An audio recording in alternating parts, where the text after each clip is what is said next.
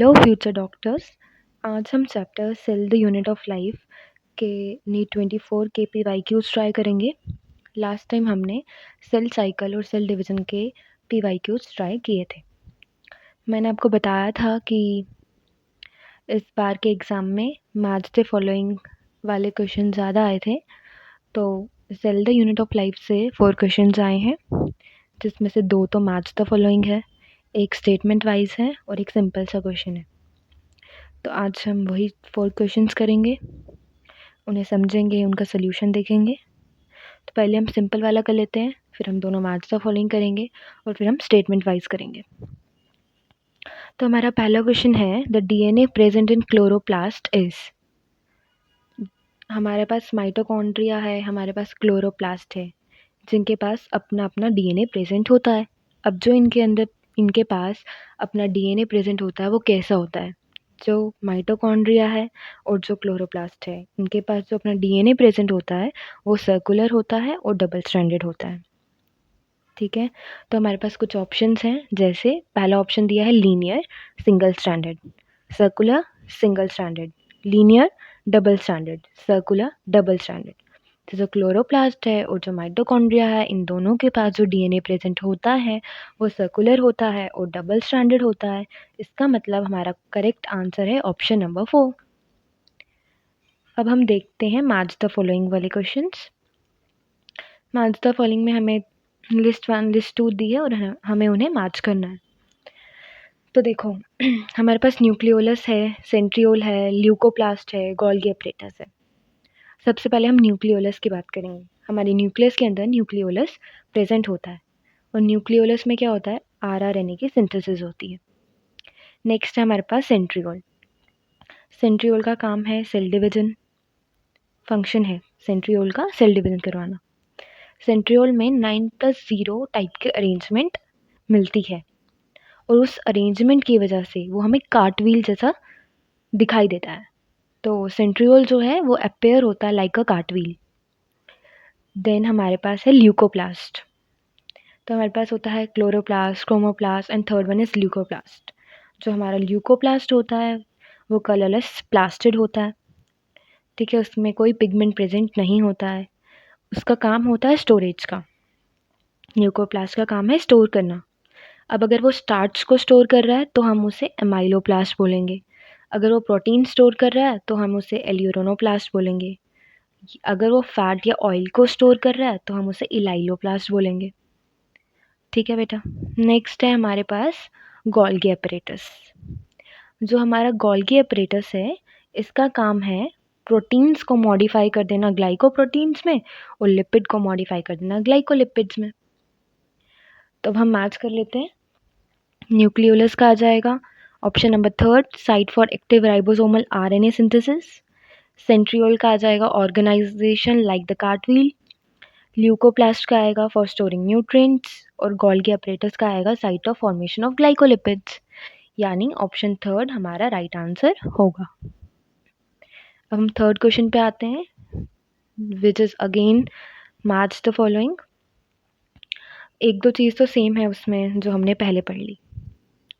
देखो अब इसमें है axoneme, cartwheel pattern, cristae, satellite. Cartwheel pattern तो हमने अभी देखा था, सेंट्रियोल में प्रेजेंट था, 9+0 टाइप का अरेंजमेंट था।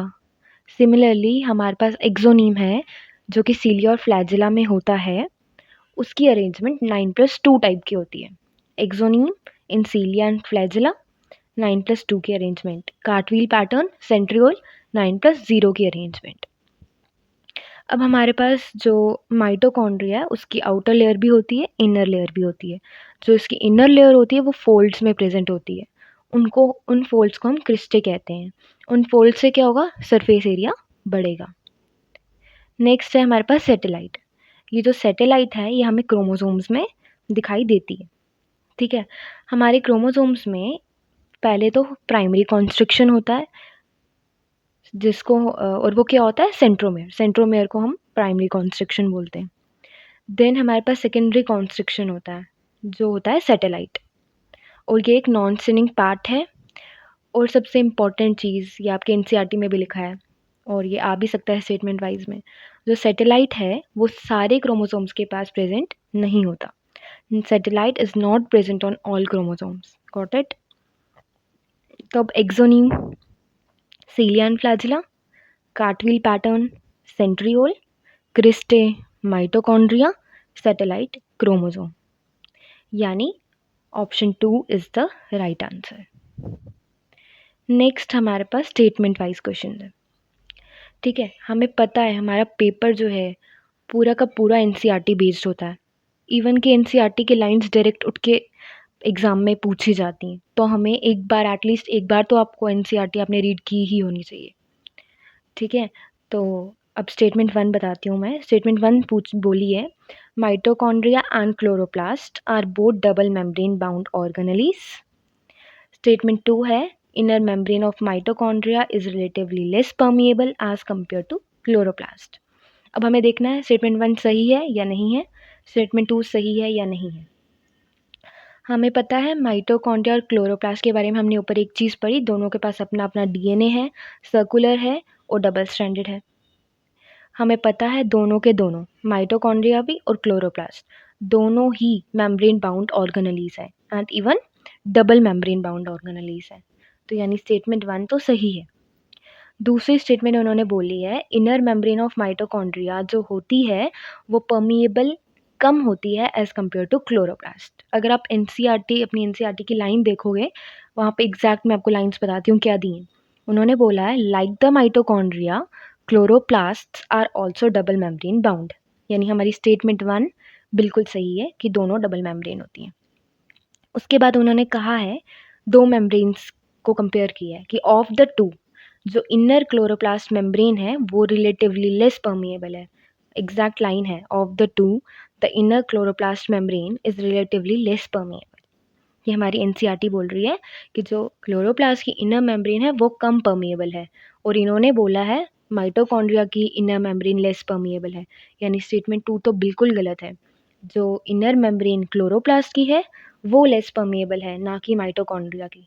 तो हमारा आंसर हो जाएगा, statement 1 is correct but statement 2 is incorrect, यानी option 1 is the right answer. So बच्चों, इसी के साथ हमारे cell the unit of life के PYQs ख़त्म होते हैं। 4 PYQs हमने देखे। एक सिंपल क्वेश्चन था माइटोकॉन्ड्रिया क्लोरोप्लास्ट को लेके, 2 मैच द फॉलोइंग थे और एक स्टेटमेंट वाइज था। तो इसके रिलेटेड आपको कोई भी क्वेरी हो, कोई भी क्वेश्चन पूछना हो, कुछ भी पूछना हो, तो आप कमेंट सेक्शन में बता देना। सो अब हम नेक्स्ट वीडियो में देखेंगे कौन सा चैप्टर लेंगे, उसके भी PYQs ट्राई करेंगे। So thank you future doctors. So आज के लिए इतना ही। Okay bye.